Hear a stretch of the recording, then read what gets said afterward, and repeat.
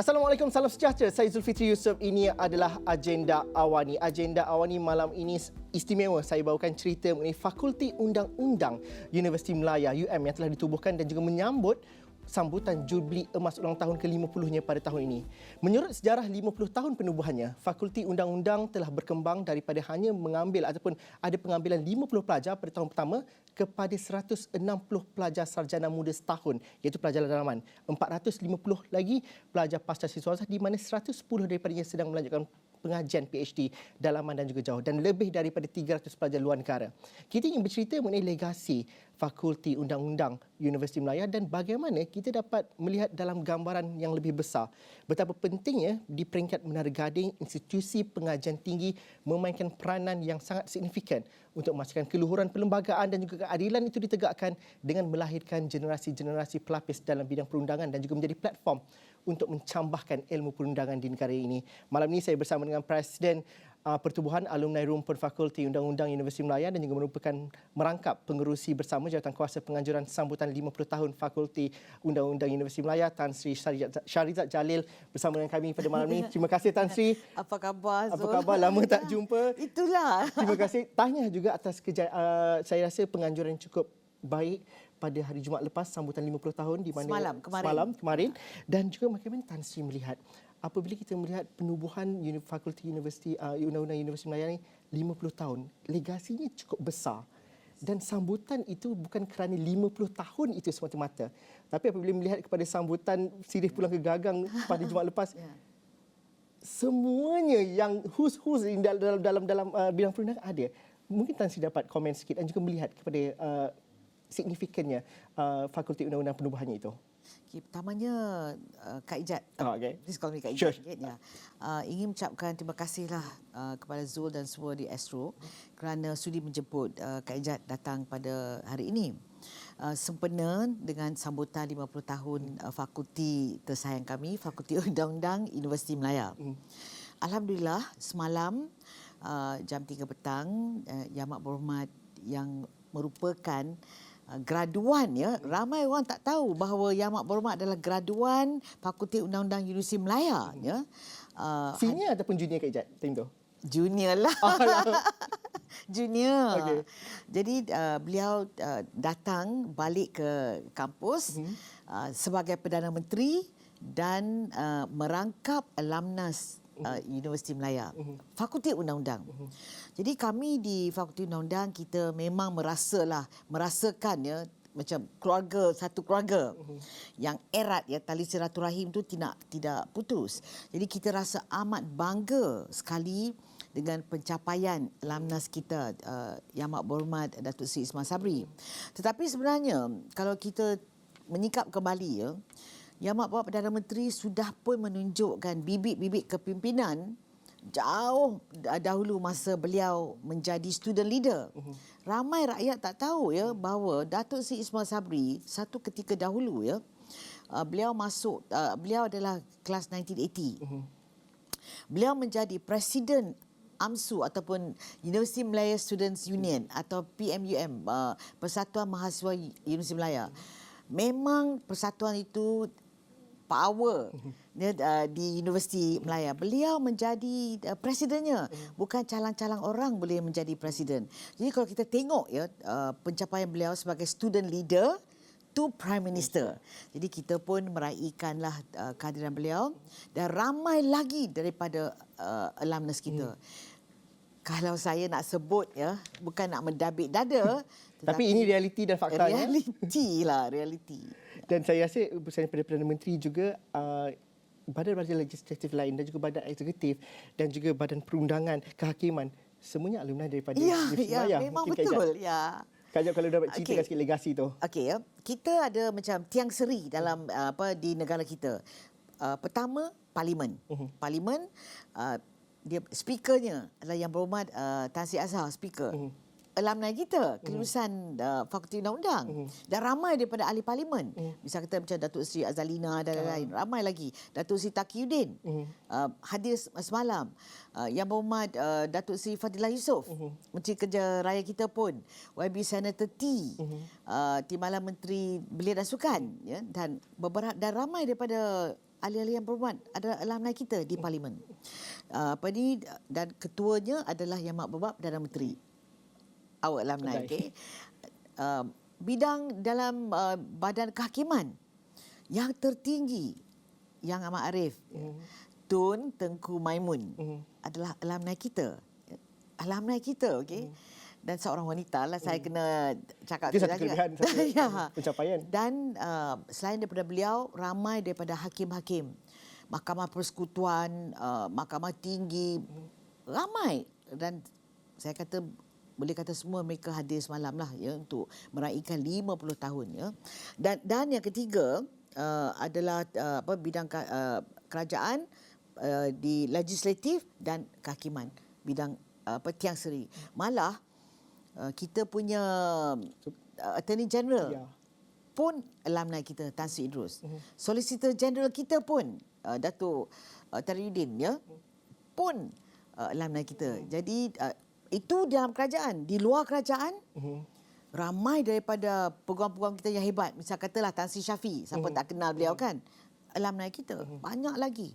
Past President, Bar Councils. Datuk Ragunath, Mr. Kalidas dan lain-lain. Jadi kalau saya nak sebut tu, panjang list tu mungkin tak habis. Tapi Kak Ijat, kalau diceritakan juga, bagaimana ini memberikan inspirasi dan juga memberikan satu energi yang begitu memberangsangkan kepada generasi muda. Kerana saya pasti juga, walaupun ianya perhimpunan alumni pada hari Jumaat lepas, tetapi ianya juga dilihat dan juga disaksikan oleh generasi-generasi baru. Betul. Inilah masa depan yang akan datang. Dan juga akhirnya bagaimana kita melihat bahawa meskipun alumni itu diletakkan di semua tiang seri yang ada dalam negara, itu juga cabaran besar yang perlu dipikul oleh mereka dalam negara, melihat kepada perlunya transformasi yang menyeluruh dalam sistem perundangan. Pada pandangan Kak Ijat bagaimana? Okey. Kak Ijat nak katakan semalam tu dia berjaya sebab kita tengok semua strata lapisan dalam bidang perundangan hadir. Termasuk 350 daripada student-student kita. Student kita, satulah Kak Ijat nak kata ya, pemilihan untuk menjadi pelajar di Fakulti Undang-Undang bukan mudah. Masa time Kak Ijat hanya 50 orang saja yang dipilih di seluruh negara. Dan sekarang ni 100 lebih ya, tapi they are, if I may say so lah, the creme de la creme. That means they must be really good academically dan also pencapaian yang lain. Hari ini pelajar yang ada di fakulti kita, mereka the best debaters. Mereka menang pertandingan mutas. Ini macam nak pergi court lah, nak jadi. Bukan hanya di rantau Asia, tetapi dia jago global. Dan yang paling manis, mereka pernah tewaskan National University of Singapore. Rival. So bila mereka menang baru ni, kita pun rasa gembira. Dan di pelajar Universiti Melaya, Law Faculty juga melakar sejarah apabila mereka membuat Law Review, Law Review sendiri daripada pelajar. Ini sebagai contoh. Jadi Datuk Seri, kita punya Yang Amat Berhormat Datuk Seri Perdana Menteri, hasil daripada Gudang, Menara Gading, the best school, premier school, fakulti pertama undang-undang di Malaysia ini. Sebelum itu kena hantar ke luar negara, ke Singapura dan lain, tapi kita punya pemimpin perintis mereka kata no, masa sudah tiba untuk kita mengadakan fakulti kita sendiri di universiti terulung. Tapi pada hari ini yang kepada Kak Ijat yang paling menarik semalam adalah pengumuman ataupun penyataan Yang Amat Perdana Menteri tentang undang-undang yang sedia ada. Datuk Seri Ismail Sabri amat committed untuk menentukan ada transformasi dalam bidang perundangan dan undang-undang. Beliau telah pun mengambil beberapa langkah untuk menentukan misalnya parlimen ada perubahannya. Macam-macam lah, ada select committee. Dulu 5, Kak Ijat tak salah, now dah ada 16 dan lain-lain lah. Keduanya dalam bidang kehakiman, beliau menyatakan bahawa tidak akan ada dia ada kebebasan untuk mereka untuk membuat keputusan mengikut undang-undang, mengikut undang, spirit, roh dan semangat undang-undang. Dan di dalam kerajaan pun mentadbir dengan begitu baik. Jadi undang-undang yang disebutkan di antaranya, yang pertama transformasi undang-undang, supaya misal kata undang-undang yang lapuk lah, yang dah lama macam Akta Perjudian judi, 1953 akan diolah. Misal kata macam judi kan, kalau dulu perjudian semua dalam rumah, hari ni semua gaming, online, digital. Jadi kita kena ada digital transformation. So kena ada perubahan lah dalam bidang undang-undang. So saya tengoklah semalam ramai yang really happy tentang transformasi yang Datuk Seri Ismail Sabri nak buat. Selain daripada itu, misal kata anti-helping law dalam segi dalam arena politik, ya, dan juga untuk dana politik, untuk nak maintain integriti politik, ya, dan lain-lain. Adalah beberapa bidang-bidang undang-undang yang telah pun diserahkan untuk bahagian hal ehwal undang-undang di bawah Yang Berhormat Datuk Seri Wan Junaidi untuk melihat kembali. Jadi kita sebagai pengamal undang-undang memang sukalah ni supaya tak lapuk di zaman. Kak Ajat, ini satu perkara yang kita perlu bincangkan secara terbuka. Satu perkara ialah sebagai pengamal undang-undang ada desakan yang kita mahu bahawa ianya diberikan transformasi. Ya. Tapi dalam hal juga yang pembuat polisi, orang-orang politik juga kena sedar bahawa ini tuntutan semasa. Mungkin Kak Ajat pengalaman banyak dalam politik, tapi politik hari ini juga berbeza. Ya. Bagaimana nak memastikan bahawa perkara ini dapat ditolak dan juga dijadikan satu agenda utama bukan sahaja di kalangan pengamal undang-undang, tapi kepada mereka yang duduk dalam Dewan Rakyat contohnya. Malah Kak Ajat tadi sebut ramai dalam Dewan Rakyat ni lah faham undang-undang dan juga pengamal undang-undang. Bagaimana ini kita lihat perlu dipercepatkan contohnya. Anti lompat parti contohnya. Tak boleh nak berdalih dan ini perlu dikedepankan. Bagaimana pandangan Kak Ajat? Okey, sebenarnya Kak Ajat tengok, to be honest lah, kita punya ahli parlimen, mereka bekerja kuat lah. Dan mereka, ramai daripada mereka terdiri dari yang bijaksana dalam bidang undang-undang. Dan mereka committed untuk membawa perubahan. Untuk anti-hopping law ni, dia terpaksa melalui pelbagai stage. Sebab kalau kita nak introduce undang-undang, kita tak boleh main-main. Yang tu Kak Ijaz setuju. Sebagai pengamal undang-undang, you don't mess around with the law lah. Maknanya kan kita kata kita ingat hari ni kita nak buat, kita masuk, tak boleh. Nak masuk parlimen adalah satu proses yang amat serius. Kena ada kajian, dia ada komiti dan lain-lain. Tapi oleh kerana Yang Berhormat Perdana Menteri committed dengan isu transparansi. Jadi benda-benda ni pertamanya akan dapat suara rakyat.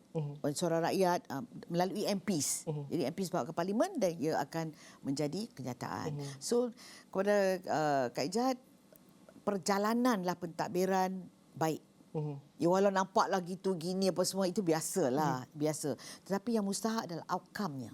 Adakah fasa ini adalah fasa di mana rakyat lebih sedar dan juga celik, tapi masih lagi banyak pengetahuan pasal perundangan, pasal proses itu belum lagi dirakyatkan pada pandangan Kak Ijaz?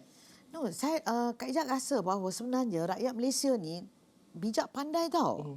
Mereka tahu, dan sekarang ni dah macam dalam social media, macam dengan Astro semua, banyak pengetahuan dikongsi. Jadi cuma minat, sama ada mereka minat atau tidak. Sebab tu macam peranan alumni lah. Ya, parfum ni pertubuhan kita short form dia nama parfum bukan perfume. Okey. Tapi wangi semua. Jadi kita mengambil tanggungjawab untuk membawa suara-suara lah atau isu-isu. Jadi Kak Ijaz pun nak ambil kesempatan lah nak menyatakan bahawa satu perkara yang kita ahli alumni very happy bila Perdana Menteri mengumumkan penubuhan Yayasan Tan Sri Ahmad Ibrahim. Mengasas ya, sebab apa? Khususnya untuk membantu parfum menjalankan program klinik bantuan guaman kita.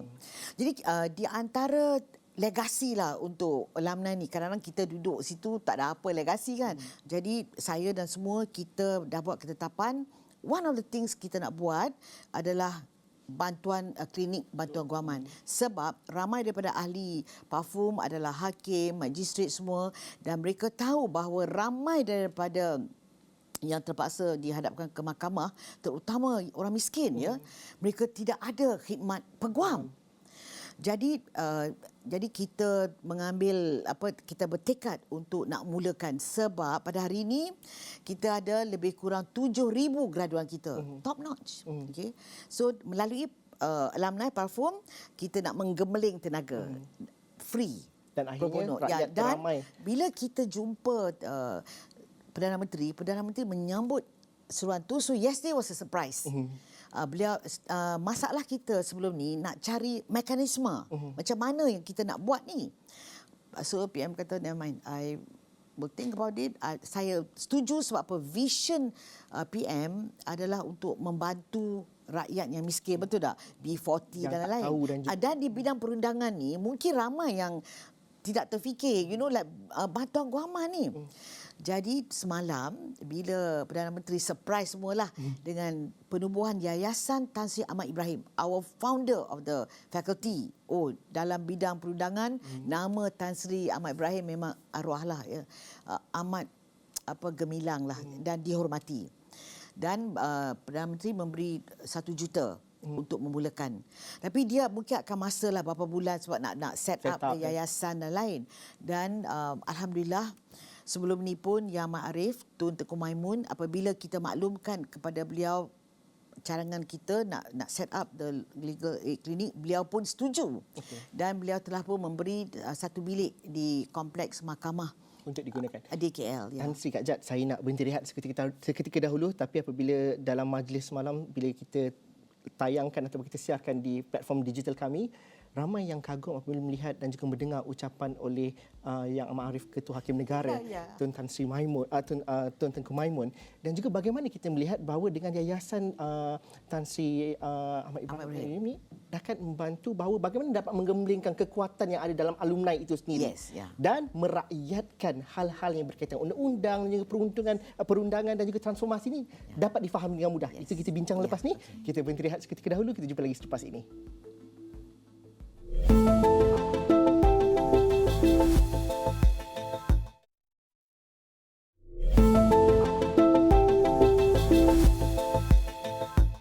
Tan Sri Shahrizad Abdul Jalil bersama saya dalam agenda Awani pada malam ini. Tan Sri seronok borak, tapi saya rasa seronok juga kita melihat bahawa alumni Fakulti Undang-Undang Universiti Melaya ada kekuatannya. InsyaAllah. Semuanya hebat-hebat di situ. Dan juga dengan tertubuhnya Yayasan Tan Sri Ahmad Ibrahim, ini juga memberikan benefit ataupun kelebihan. Kesinambungan lah ada. Dan rahmat itu diberikan terus kepada rakyat yang memerlukan. Satu perkara, realitinya juga rakyat B40 ataupun yang kurang pengetahuan sangat memerlukan perkara-perkara seperti ini.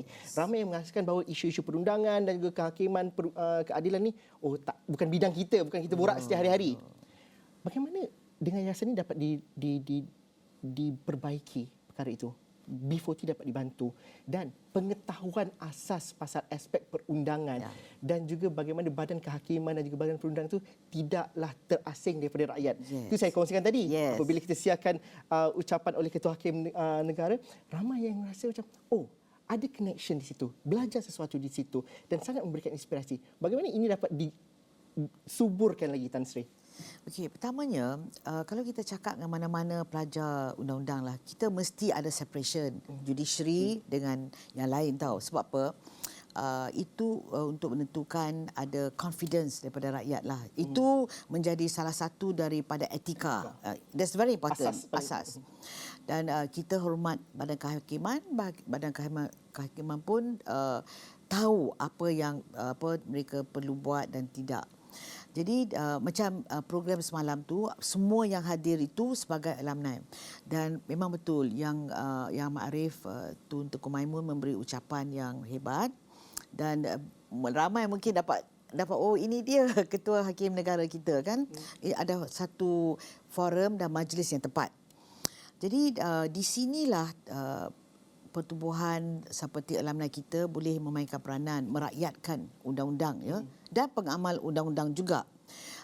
Parfum semalam PM juga lancar apa yang dinamakan parfum juris lecture series ataupun macam mana dalam bahasa kita parfum syarahan fiqh, ahli fiqh undang-undang. Ya. Jadi melalui syarahan-syarahan itu, which is a formal thing, kita berhasrat untuk menjemput semua pakar-pakar perundangan, ya, dalam negara, di luar negara, untuk nak mencerita, bermesyuarah, berbincang tentang isu-isu perundangan, dan ini adalah salah satu cara untuk merakyatkan undang-undang. Itu our new one lah, ini baru, program baru, Juris Lecture Series. Dan melalui yayasan ni, PM kata dia juga memang untuk membantu B40 punya group. Pertamanya yang memerlukan bantuan guaman. Maknanya dia kalau dia kena charge kan, dia kena pergi mahkamah. Kita tak boleh buat anggapan semua yang kena charge itu bersalah. No, you must be proven guilty dulu. Jadi ramai daripada mereka yang tak ada kemampuan langsung untuk mendapat khidmat peguam. Jadi di sinilah, ya, Yayasan Tan Sri Ahmad Ibrahim ini yang insya-Allah dikeluarkan oleh Parfum, kita boleh bantu sedikit sebanyak. Ya. Selain daripada itu, Yang Amat Berhormat, saya dengar ucapan beliau bahawa ia juga akan nak membantu B40 dalam bidang-bidang perundangan yang lain. Yang itu kita kena bincanglah lebih lagi, sebab kita pun terkejut semalam. Tapi berita gembira yang memang ia mendapat ucapan Yang Amat Berhormat Perdana Menteri semalam memang mendapat respons yang begitu baik. Saya pun gembira.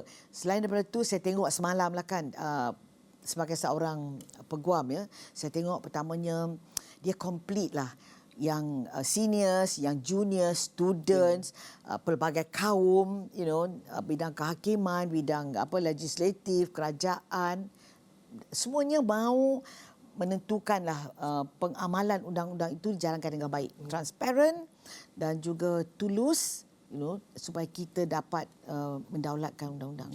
Dan itu juga cabaran kita pada hari ini, kerana rakyat lebih vokal, masyarakat pelbagai peringkat juga faham dan juga menuntut banyak perkara dalam hal-hal yang berkaitan dengan ketelusan undang-undang dan juga bagaimana sistem kehakiman itu perlu dilindungi dan terpisah daripada kos-kos lain. Satu perkara. Dan ini juga menuntut banyaknya wacana ilmu di peringkat Menara Gading seperti di Universiti Melaya. Jadi pada pandangan Tan Sri, bagaimana ini dapat dilihat dan juga diguna pakai, ataupun lebih banyak lagi perkara-perkara ini dapat diguna pakai, kerana kita mengakui ratusan undang-undang lapuk perlu dilihat semula. Banyak lagi transformasi perlu dilakukan. Seperti undang-undang memasukkan hukuman mati mandatory contohnya. Satu debate yang baru juga. Tapi bagaimana ini satu norms yang baru di Malaysia, dan itu perlu digerakkan lagi dengan kekuatan daripada alumni Universiti Melaya, Tan Sri. Okey. Program macam kemarin tu amat baik sebab apa? Ia memberi ruang dan peluang kepada semua untuk duduk bersama berbincang. Misal kata semalam, ya, kita dengar ucapan dekan fakulti bercakap tentang fakulti. Saya bercakap tentang alumni kita, dan Yang Amat Arif bercakap tentang kehakiman, dan Yang Amat Berhormat Perdana Menteri bercakap tentang eksekutif, ya. Jadi kalau ada forum, jadi misal kata semalam Perdana Menteri boleh cakap tentang kekhilafan interpretasi pembasmian mandatory hukum mati.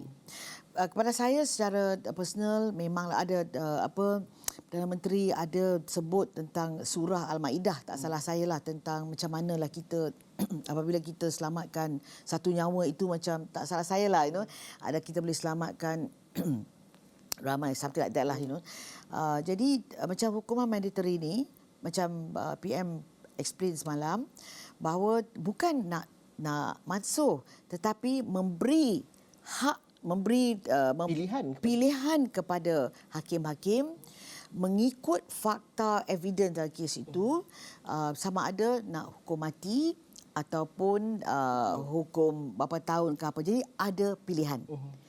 Kalau tak ada amendment ni, maknanya kalau dah didapati bersalah, no choice. Tak ada pilihan. You kena hukum matilah. Saya nak sebut tu pun macam tak boleh nak sebut tu kan. Jadi kepada kami, pengamal undang-undang dan juga rakyat biasalah, saya rasa ini adalah satu langkah yang amat baik. Tan Sri, saya banyak nak cerita dari perkara yang paling serius sampailah perkara persiapan alumni. Tapi saya tanya secara peribadi Tan Sri sendiri sebagai seorang yang bermula sebagai pengamal undang-undang. Bagaimana Fakulti Undang-Undang Universiti Melaya secara peribadi membentuk karakter, membentuk hala tuju dan juga betapa besarnya jasa Fakulti Undang-Undang itu secara peribadi kepada Tan Sri. Kalau dapat disingkat sikit, quite personal, but kalau dapat diceritakan dan dapat dikongsikan. Zul, Kak Ijat suka bila Zul tanya soalan tu. Sebab apa? Madrasah ni ada banyak-banyak. Ada banyak kan. Ada ibu, misal kata ibu adalah madrasah pertama untuk seorang kanak-kanak. Untuk mereka yang minat dalam bidang undang-undang. Undang-undang ni amat mustahak sebab apa? Ia menentukan banyak isu dalam dunia ini. Sebab itu bila kita ada sekolah perundangan yang terbaik di mana tenaga pengajarnya macam time Kak Ijat, we had the best lecturers daripada dalam negara dan di luar negara. 4 years really we learn. Mereka, dan saya percaya bahawa keadaan itu sama jugalah pada hari ini, insya-Allah lah. Pensyarah dan lain daripada Universiti Melaya dan juga daripada fakulti sudah tentulah yang terbaik. Okay, I have to say that, okay, because alumni, alma mater, okay. Alhamdulillah ada di situ. Jadi sebab apa? Universiti Melaya masih yang mengikut ranking tu still number 1 tau. So saya nak ucapkan tahniah jugalah kepada Vice Chancellor. Jadi bila kita pergi sekolah perundangan, firstly we learn about discipline. Like for a lawyer, learn about discipline. Number 2, you learn that you belajar untuk agree to disagree. That's very important. Malahnya bila Kak Ijat dalam politik dulu, oleh kerana training daripada sekolah perundangan, saya boleh dengar. Misal kata kalau Zul tak agree dengan my views, it's okay with me. You can have a debate. Yeah, you can have a debate. I don't cut you off because you don't agree with me. Pada Kak Ijat, itu amat mustahak. Ada setengah orang, kalau you dah disagree, habislah kan. But lawyers, we are not trained like that. Dan juga, mereka sekolah perundangan mesti memberi pendidikan dalam bidang undang-undang yang terbaik. You have to know your subject matter. Tak boleh main-main lah. Macam doktor misal kata. You really have to get good training. Because you are representing rakyat your clients. You tak boleh bawa main. Kalau you tak tahu undang-undang. Kalau you macam di universiti you tak belajar, you macam tu. Macam mana you nak mewakili di mahkamah? Macam misal kata macam doktor lah kan. Dan itu yang membantu disiplin dan membentuk seorang Tan Sri Shahriat Zalil. But also agree to disagree. I think that's very important. Paling asas sekali, dan itu perlu juga disuburkan nak pergi oleh mahkamah semua. Kan, because dalam semua perkara dia ada two sides. Betul tak? Kak Ijat kena datang balik ke isu Awani nanti. Saya banyak lagi nak diceritakan. Kita bercerita pasal transformasi. Tapi untuk malam ni, ini saja masa yang kita ada. Terima kasih kerana meluangkan masa bersama kami dalam agenda Awani pada malam ni. Terima kasih juga kepada anda yang menonton. Ada pandangan, ada cadangan, boleh agree to disagree di platform media sosial kami. Tapi jangan salahi undang-undang, komen yang molek-molek di situ. Sekian saja agenda Awani pada malam ni. Assalamualaikum dan salam sejahtera. Kita jumpa lagi. Terima kasih.